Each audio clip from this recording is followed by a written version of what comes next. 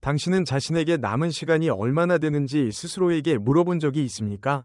70세를 넘어서면 지나가는 해마다 그 어느 때보다도 더 소중해집니다. 사실, 당신의 몸은 이미 건강과 수명에 대한 중요한 신호를 보내고 있습니다. 어떤 사람들은 70세가 넘어서도 여전히 활력이 넘치고 명석한 정신으로 삶을 즐기는 반면, 일부는 점점 느려지고 피로감과 건강 문제에 직면합니다. 이러한 차이는 종종 미묘하지만 의미심장한 신호들에 의해 결정됩니다. 이는 당신의 건강 여정을 미리 예측할 수 있는 중요한 지표입니다. 이 영상에서는 70세 이후 건강하게 살 수 있는 시간이 얼마나 남았는지를 알려줄 수 있는 7가지 신호를 탐구해 보겠습니다. 이것은 근거 없는 추측이 아니라 장수하고 충만한 삶을 누리는 사람들에게서 연구자들과 의사들이 관찰한 실제적인 패턴입니다. 영상을 끝까지 시청하면 당신의 몸과 생활 방식이 보내고 있는 신호를 정확히 이해할 수 있을 뿐만 아니라 건강을 유지하고 수명을 연장하는 가장 효과적인 방법도 알게 될 것입니다. 작은 변화 하나가 미래에 큰 차이를 만들 수 있으니 어떤 세부 사항도 놓치지 마세요. 그럼 시작해 볼까요? 첫 번째 신호, 당신의 보행 속도. 당신의 기대 수명을 예측하는 가장 중요한 요소 중 하나가 DNA, 병력, 심지어 식단에도 없다는 사실을 알고 계셨나요? 그것은 훨씬 더 단순한 요소, 바로 보행 속도입니다. 연구에 따르면 70세 이후에도 빠르고 안정적인 보행 속도를 유지하는 사람들은 그렇지 않은 사람들보다 더 오래 사는 경향이 있습니다. 그 이유는 보행 속도가 전반적인 건강 상태, 근력, 심혈관 건강, 심지어 뇌 기능까지 직접적으로 반영하기 때문입니다. 예를 들어, 같은 75세이지만 다른 삶을 사는 두 사람을 생각해 봅시다. 석진은 매일 아침 산책하는 습관을 유지하며 힘찬 걸음걸이로 거리와 계단을 문제없이 오르내립니다. 반면 현우는 몇 년 전까지만 해도 활발했지만 최근 몇 년 동안 걷는 속도가 눈에 띄게 느려졌습니다. 그는 자주 쉬어야 하고 균형을 잃는 일이 많아지며 다른 사람들의 속도를 따라가기가 점점 어려워졌습니다. 이 차이는 단순한 보행 속도의 문제가 아니라 전반적인 건강 상태를 반영하는 중요한 신호입니다. 느리고 불안정한 걸음걸이는 근력 감소, 혈액순환 저하, 심지어 초기 신경퇴행 질환의 징후일 수도 있습니다. 다리 근육은 신체의 기초이며 이 근육이 약해지면 몸 전체의 회복력과 유연성도 함께 감소하게 됩니다. 하지만 좋은 소식이 있습니다. 이 문제는 개선할 수 있습니다. 더 자주 걷고 다리 근력을 강화하는 운동을 하며 꾸준한 신체 활동을 유지하면 보행 속도를 지키고 유연성을 높일 수 있습니다. 당신이 인생에서 움직이는 속도는 앞으로 얼마나 오래, 어떻게 움직일 수 있을지를 정확히 반영합니다. 그러니 자신의 걸음걸이를 주의 깊게 살펴보세요. 이것이야말로 건강과 수명을 예측할 수 있는 가장 명확한 신호 중 하나일 수 있습니다. 두 번째 신호, 당신의 악력, 소나기 힘. 당신은 단순한 악수가 자신의 건강과 기대 수명에 대해 생각보다 많은 것을 알려줄 수 있다는 사실을 믿으십니까? 연구에 따르면 악력, 소나기 힘은 노년층의 전반적인 활력 수준을 예측하는 가장 신뢰할 수 있는 지표 중 하나입니다. 강한 악수는 단순히 자신감을 나타내는 것이 아닙니다. 이것은 건강한 근육, 원활한 혈액순환, 그리고 효율적으로 작동하는 신경계의 신호입니다. 반면 악력이 감소하는 것은 근육 손실, 신체 허약, 그리고 더 심각한 건강 문제의 위험을 경고하는 조기 신호일 수 있습니다. 예를 들어 78세의 민우는 늘 자신의 강한 악수를 자랑스럽게 생각합니다. 가벼운 운동을 꾸준히 해온 덕분에 병뚜껑을 여는 일, 장바구니를 드는 일, 일상적인 활동을 수행하는 데 어려움을 겪지 않습니다. 반면 같은 78세인 월터는 병뚜껑을 돌리거나 무거운 장바구니를 드는 것이 점점 힘들어지는 것을 느낍니다. 그는 단순히 나이가 들어 그렇다고 생각하지만 사실 이러한 악력 감소는 낙상, 부상, 심지어 수명 단축의 위험 신호일 수 있습니다. 손은 당신의 전반적인 건강을 반영하는 거울과 같습니다. 만약 악력이 점점 약해지고 있다면 당신의 몸 전체도 서서히 약해지고 있을 가능성이 높습니다. 그리고 손의 힘이 줄어들면 독립적인 생활, 활동적인 삶, 그리고 신체 회복력을 유지하는데 점점 더 어려움을 겪게 됩니다. 하지만 다행히도 이 문제는 개선할 수 있습니다. 테니스 공을 쥐었다 펴기, 악력 강화기 사용, 가벼운 아령을 이용한 손근력 운동과 같은 간단한 운동을 통해 손의 힘을 유지하고 근육을 강화할 수 있습니다. 그러니 당신의 손아귀 힘을 주의 깊게 살펴보세요. 만약 손의 힘이 약해졌거나 일상적인 작업이 점점 어려워진다면 이 신호를 절대 무시하지 마세요. 오늘 당신이 사물을 어떻게 움켜쥐느냐에 따라 앞으로의 삶을 얼마나 단단히 붙잡고 살아갈 수 있을지가 결정될 것입니다. 세 번째 신호, 한 발로 서 있기 능력. 균형 감각은 많은 사람들이 중요하게 여기지 않는 요소입니다. 그러나 점차 균형을 잃기 시작하면 그 가치를 깨닫게 됩니다. 하지만 최소 10초 동안 한 발로 서 있을 수 있는 능력이 수명을 예측하는 중요한 지표 중 하나라는 사실을 알고 계셨나요? 연구에 따르면 균형을 유지하는 데 어려움을 겪는 사람들은 낙상, 부상, 심지어 인지기능 저하의 위험이 더 높습니다. 반대로 70세 이후에도 균형 감각이 좋은 사람들은 더 오래 건강하게 사는 경향이 있습니다. 두 명이 여성, 영자와 은희가 있다고 가정해 봅시다. 두 사람 모두 70세를 넘었습니다. 영자는 활발한 생활 방식을 유지하며 규칙적으로 걷기 운동과 요가를 하고 있어 몇 초 동안 한 발을 들어 올려도 전혀 어려움을 느끼지 않습니다. 반면 은희는 균형 감각을 기르는데 신경을 쓰지 않았습니다. 한 발로 서려고 하면 바로 흔들리며 균형을 잡기 위해 무언가를 붙잡아야 합니다.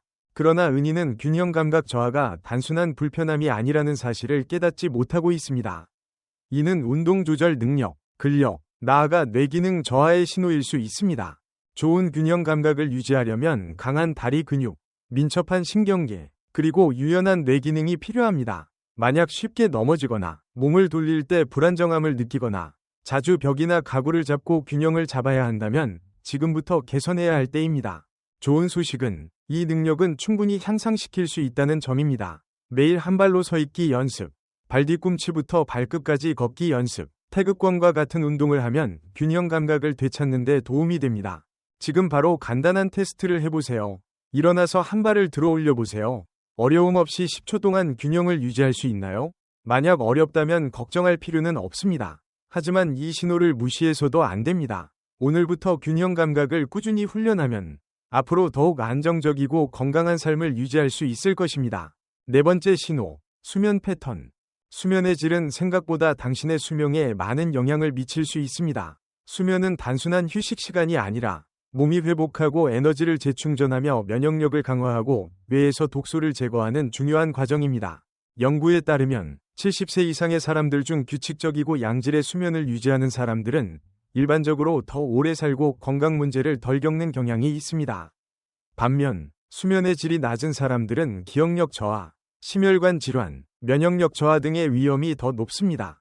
두 사람을 가정해 봅시다. 정일과 상우는 모두 70대 중반입니다. 정일은 일정한 수면 패턴을 유지하며 매일 밤 약 7시간 숙면을 취하고 아침에 상쾌하게 일어납니다. 반면 상우는 자주 뒤척이고 쉽게 잠에서 깨며 아침마다 피곤함을 느낍니다.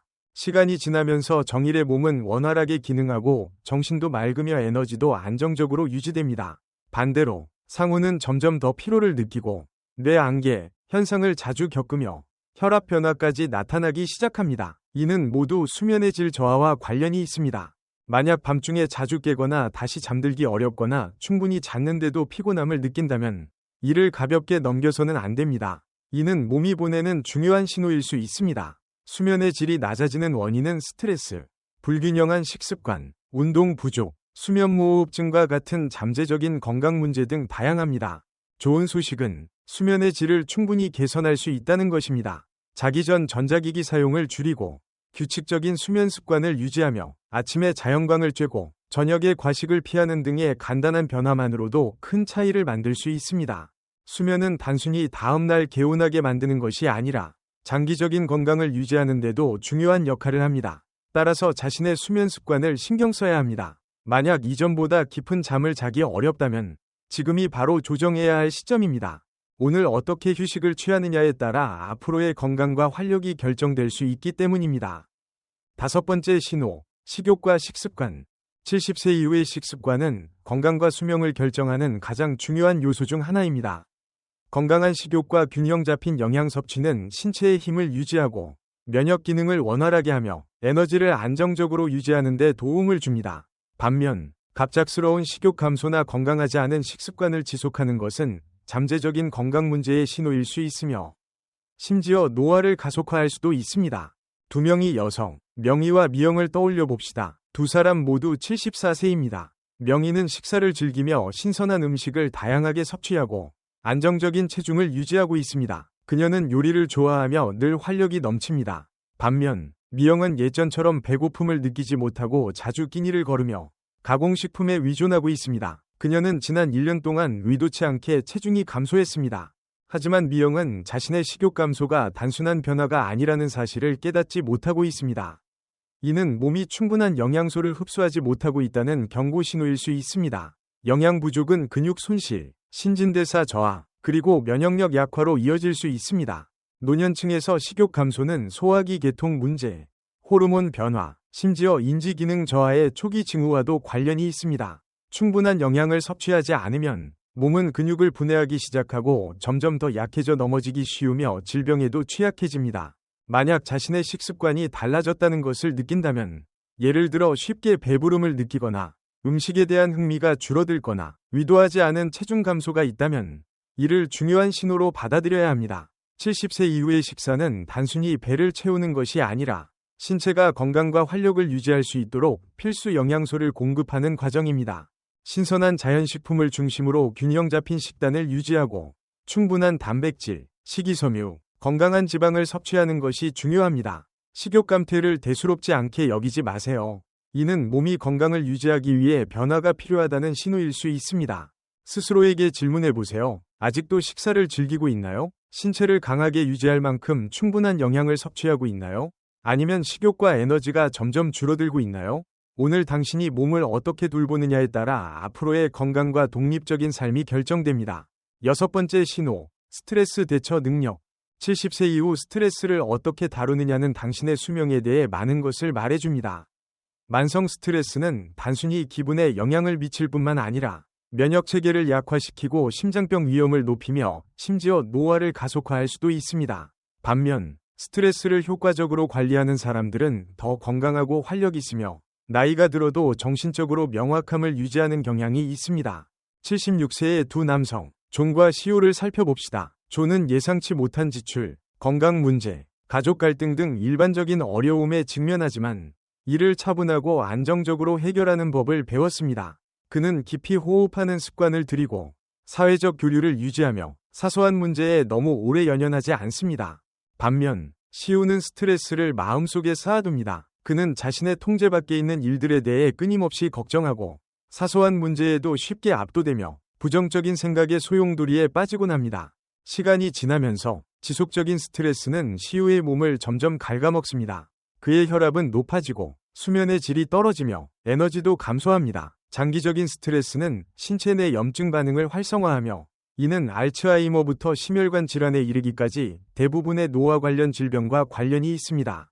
만약 자주 스트레스를 느끼고 짜증이 나며 감정적으로 지쳐 있다면 이를 그냥 넘겨서는 안 됩니다. 명상, 운동, 깊은 호흡, 혹은 단순히 더 많이 웃는 것과 같은 방법을 통해 스트레스를 관리하는 것은 장수에 도움이 될 수 있습니다.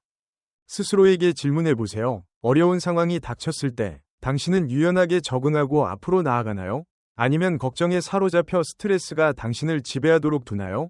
평정심을 유지하고 해결책을 찾으며 자신이 통제할 수 있는 것에 집중하는 능력은 단순히 정신건강을 위한 것이 아닙니다.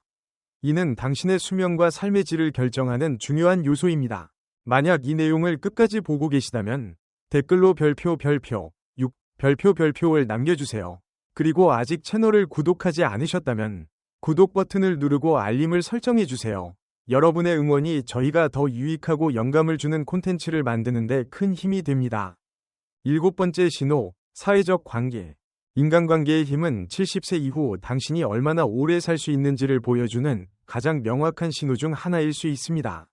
연구에 따르면 친구, 가족, 지역 사회 활동 등을 통해 강한 사회적 관계를 유지하는 사람들은 더 오래 건강하게 사는 경향이 있습니다. 반대로 외로움은 심장병, 우울증, 인지기능 저하, 심지어 조기 사망의 위험을 높이는 것으로 나타났습니다.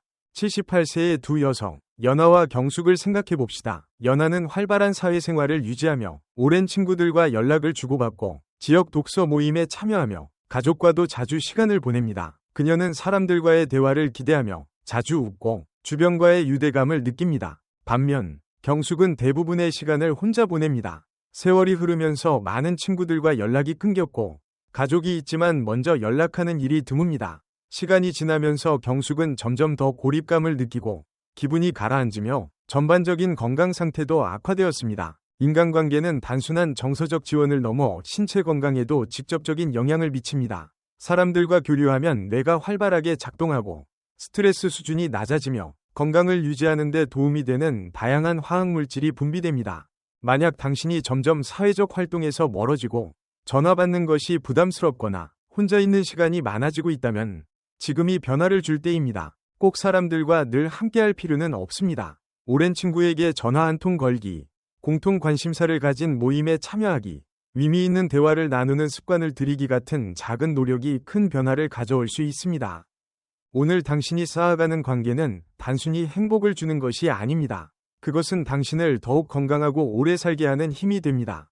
마무리. 이제 7가지 중요한 신호를 알게 되셨으니 스스로를 돌아볼 시간을 가져보세요. 당신은 지금도 강하고 자신감 있게 살아가고 있나요? 아니면 미묘한 변화들이 경고 신호로 나타나고 있나요? 좋은 소식은 이 모든 요소 걷는 속도, 악력, 균형 감각, 수면의 질, 식습관, 스트레스 관리, 그리고 사회적 관계는 충분히 개선할 수 있다는 점입니다. 미래는 정해진 것이 아닙니다. 당신이 오늘 내리는 선택이 앞으로의 삶에 큰 차이를 만들 것입니다. 만약 개선이 필요한 부분이 있다면 병원에서 변화가 필요하다고 말하기 전에 스스로 먼저 행동하세요.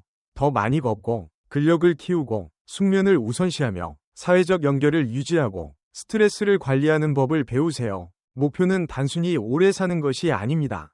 더 나은 삶을 사는 것입니다. 결국 수명은 단순한 연수가 아니라 그 세월을 어떻게 살아가는가에 달려 있습니다.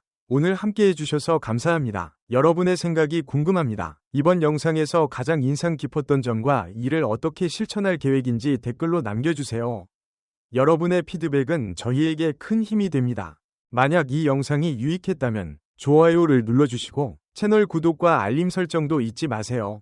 여러분의 응원이 저희가 더욱 가치 있는 정보를 제공하고 영감을 줄 수 있는 콘텐츠를 제작하는 데 큰 도움이 됩니다. 시청해주셔서 감사합니다. 다음 영상에서 다시 만나요.